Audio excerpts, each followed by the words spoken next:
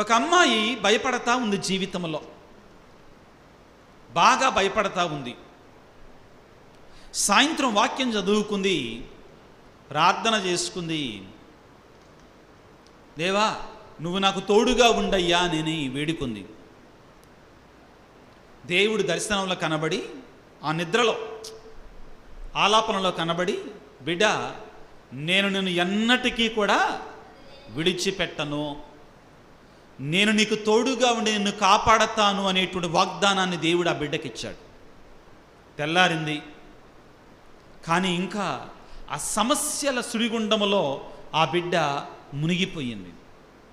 వేదనలో ఆ బిడ్డ మునిగిపోయింది. ఆ గ్రామానికి ప్రక్కనే ఒక సముద్రం ఉంది. ఆ సముద్రం ప్రక్కన ఇసుకలో నడుస్తూ ఉంది ఆ పిల్ల, ఆ అమ్మాయి. నడుస్తూ నడుస్తూ దేవుడు నాకు తోడుగా ఉంటానన్నాడు కదా, నిజంగా దేవుడు నాకు తోడుగా ఉన్నాడా అని ఒకసారి వెనక్కి తిరిగి చూసేసరికి 2 జతల కాళ్ళ అచ్చులు ఇసుక మీద కనబడుతున్నాయి. 2 జతలు అంటే ఎన్ని? 4. అంటే ఆ అమ్మాయి 2 పాదాలు, దేవుడివి 2 పాదాలు. దేవుడు కనబడతల్లా, కానీ పాదాలు మాత్రం కనబడుతున్నాయి. దాన్ని బట్టి దేవుడు నాతోనే ఉన్నాడు అని నిర్ణయించుకుంది, నిర్ధారించుకుంది. చాలా ధైర్యంగా ఉంది, దేవుడు నాతో ఉన్నాడు. ఇంకొంచెం దూరం వెళ్ళిన తర్వాత నిదానంగా చీకటి పడటం ప్రారంభించింది. పొద్దు కుంకిపోయింది, పొద్దు వాలిపోయింది, వెలుగు పోయి చీకటి రావటం ప్రారంభించింది. ఈ అమ్మాయిలో ఇంకా భయం రెట్టింపైపోయింది. భయం ఏమైంది? రెట్టింపైపోయింది. అప్పుడు ఆ భయములో ఒకసారి వెనక్కి తిరిగి చూసింది. ఇంకేముంది? గుండెలు బగిలేటువంటి కార్యాన్ని చూసింది. 2 జతలకు బదులుగా ఇప్పుడు ఎన్ని జతలు ఉన్నాయి? 1 జతే ఉంది. అమ్మో గట్టిగా అరిసింది ఈ అమ్మాయి. దేవుడా అనగానే, అమ్మ చెప్పమ్మా అన్నాడు. నువ్వు మోసగాడివి అన్నది. మనం కూడా అంటామండి ఎట్నే, నువ్వు మోసగాడివి అన్నాడు. ఏం చేశానమ్మా అన్నాడు. చూడు, అంతా వెలుగు ధైర్యంగా ఉన్నప్పుడు నువ్వు నాతో పాటు నడిచావు, ఇప్పుడు నువ్వు నాతో పాటు నడవట్లా, ఎలా చెప్పగలవు నేను నీతోటి నడవట్లేదంటే అని అంటే, అప్పుడు ఆ అమ్మాయి చెప్పింది, ఇంతకుముందు 2 జతలు అడుగులున్నాయి, 4 పాదాలున్నాయి, ఇప్పుడు ఇసుక మీద నా ఒక్కదాని పాదాలు 2 పాదాలే ఉన్నాయి అని ఆ అమ్మాయి కంప్లైంట్ చేసింది. ఆ దేవుని మీద ఆ అమ్మాయి నిందారోపణ చేసింది. అయితే దేవుడు అన్నాడు, అమ్మా ఒక్కసారి ఆ పాదాలు ఎవరేవో జాగ్రత్తగా చూడమ్మా అన్నాడు. ఆ అమ్మాయి వెళ్ళి ఆ ఇసుక మీద ఉన్న పాదాలలో తనకు అడుగు పెట్టని ప్రయత్నం చేస్తుంది. ఆశ్చర్యం ఏంటంటే ఆ అడుగులు చాలా పెద్దగా ఉన్నాయి తన అడుగుల కంటే కూడా. ఆ పాదాలు తన పాదాలు కాదు. దేవుడా ఇవి నా పాదాలు కాదు అని అడిగింది. అప్పుడు దేవుడు అన్నాడు, అవి నా పాదాలమ్మా అని చెప్పాడు. అవి నా పాదాలు అని చెప్పాడు. మరి నా పాదాలు ఏవి అంటే, నువ్వు నడవటల్లా, నేను నిన్ను నా చేతుల్లో ఎత్తుకొని నిన్ను మోస్తున్నాను అని చెప్పాడు.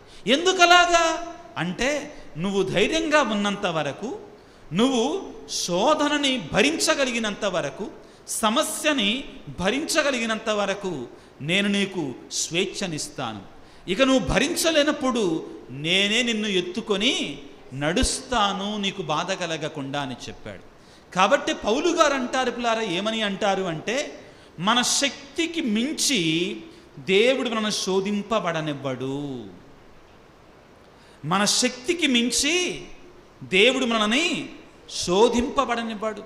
అంతే కాక ఆ శోధనల నుంచి బయటపడేటువంటి మార్గాన్ని కూడా దేవుడు మనకి ఇస్తాడట. ప్రియులకు దేవుని బిడ్డలారా, దేవుడు మనకి ఆ శోధన నుంచి బయటపడేటువంటి మార్గాన్ని కూడా దేవుడే మనకి చూపిస్తాడని వాక్యములో సెలవిస్తుంది. ప్రియులకు దేవుని బిడ్డలారా, ఒకసారి వాక్యాన్ని చదువుకుందాం.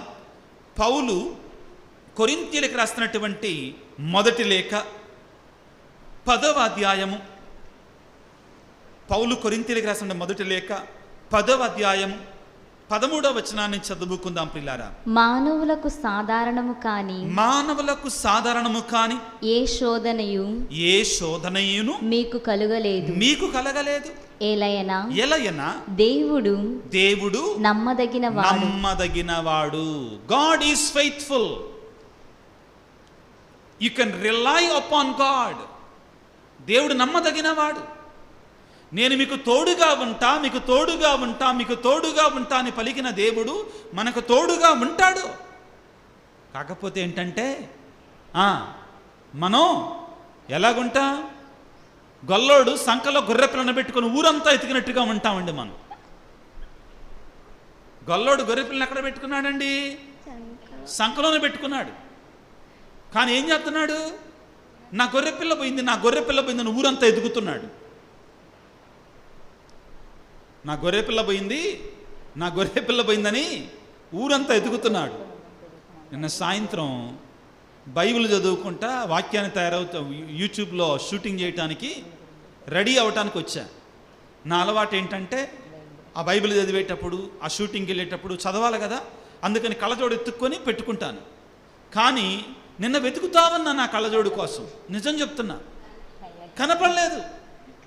ఎంతసేపు ఎతికినా కనపడలా, ఎక్కడ ఎతికినా కనపడలా. నిజంగా చెప్తున్నానండి.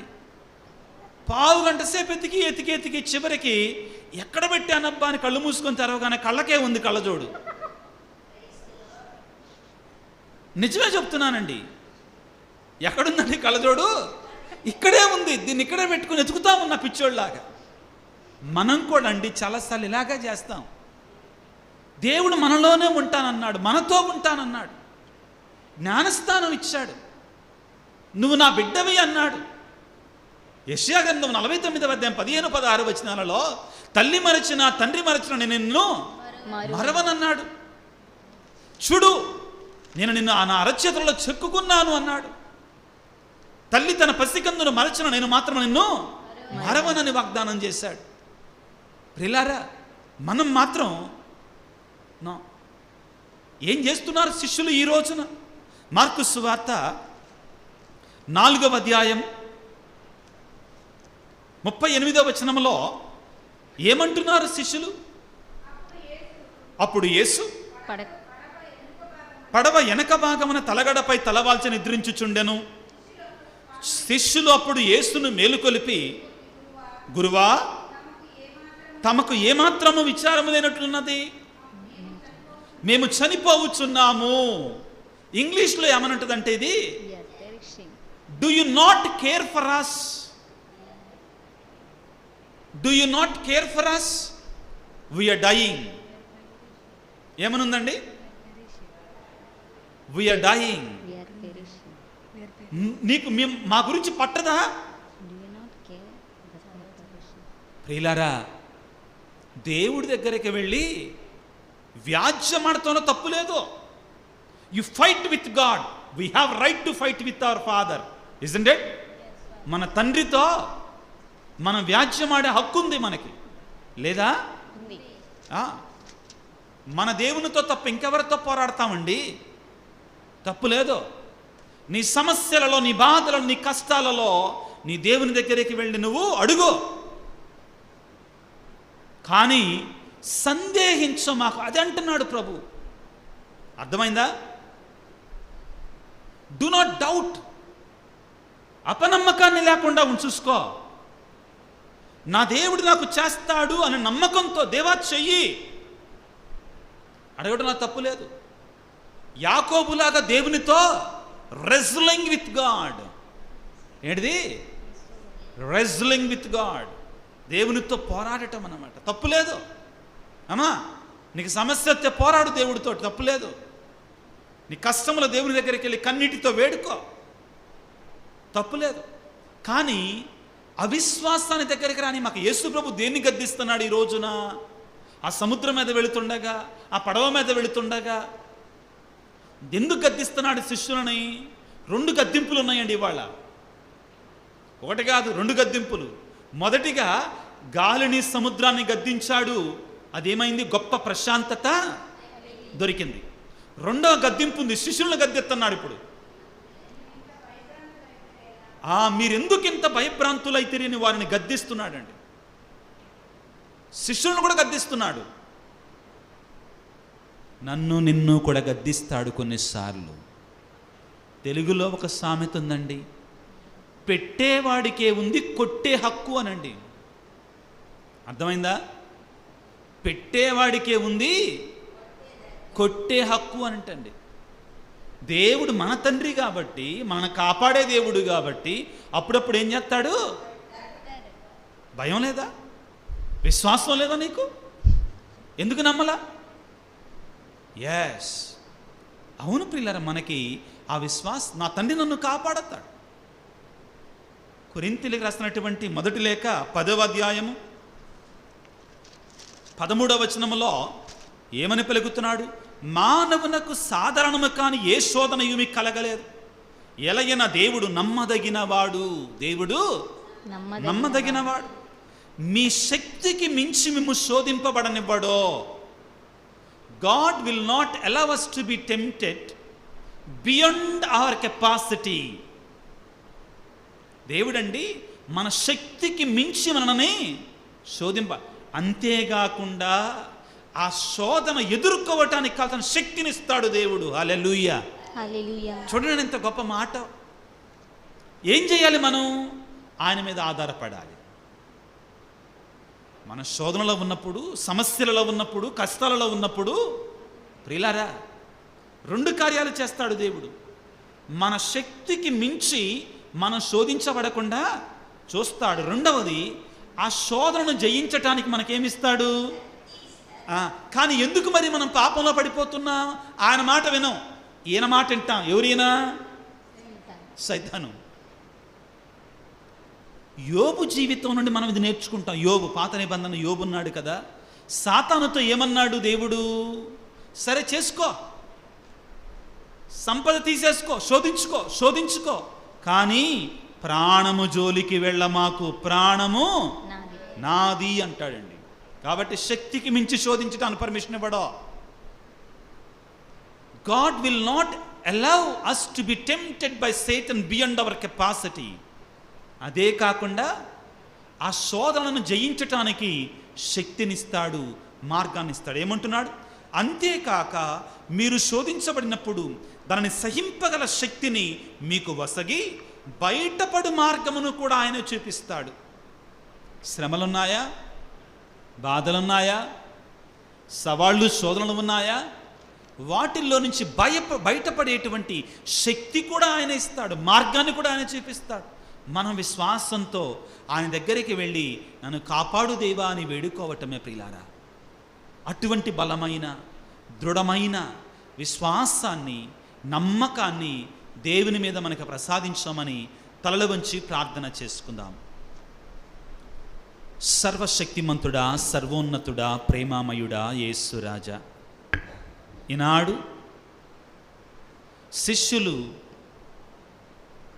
పడవపై గలిలయ సముద్రముపై ప్రయాణమై వెళుతుండగా గొప్ప తుఫాను చెలరేగింది. ఒక భయంకరమైన సమస్యలో వాళ్ళు ఇరుక్కుపోయారు. ఒక భయంకరమైనటువంటి కష్టములో, బాధలో, శ్రమలో వాళ్ళు ఇరుక్కుపోయారు నాయన. కానీ భయపడిపోయారు, ఆందోళన చెందారు. మా జీవితంలో కూడా ఎన్నో సందర్భాలలో సమస్యలు, సవాళ్ళు, కష్టాలు, శ్రమలు వచ్చినప్పుడు మేము కూడా శిష్యులలాగా గాబరా పడిపోతున్నాం, అతలాకుతలమైపోతున్నాం, భయపడిపోతున్నాము తండ్రి. కానీ ఆ పడవలో నీవున్నావని, ఆ సమస్య కంటే గొప్ప దేవుడవు నీవని వాళ్ళు గ్రహించలేకపోయారు. మేము కూడా క్రైస్తవులమై ఉండి కూడా నీ శక్తిని గుర్తించలేకపోతున్నాం, నీ మహిమను గుర్తించలేకపోతున్నాం. మా సమస్యలలో విశ్వాసముతో నీ వద్దకు రాలేకపోతున్నామయ్యా. మా విశ్వాసాన్ని బలపరచండి, మమ్మల్ని గద్దించండి నాయన అవసరమైతే, కానీ మా విశ్వాసాన్ని దృఢపరచండి నాయన. మా సమస్యలలో, మా బాధలలో, మా కష్టాలు, కన్నీళ్లలో మీరు మాకు తోడుగా ఉండండి. మా శోధన సమయంలో తండ్రి మీ శక్తిని మాకు దయచేసి సమస్యల నుండి బయటపడే శక్తిని మాకు దయచేయండి. ఈనాడు ఈ వాక్య పరిచర్యలో ఈ దీపావళి పూజలో పాల్గొంటున్నటువంటి ఈ బిడ్డలందరినీ దయతో దీవించమని, ఆశీర్వదించమని, వారికి తలంపులను ఉద్దేశాలను దీవించమని మా ప్రభు అయిన క్రీస్తు ద్వారా వేడుకొనుచున్నాము తండ్రి. ఆమేన్.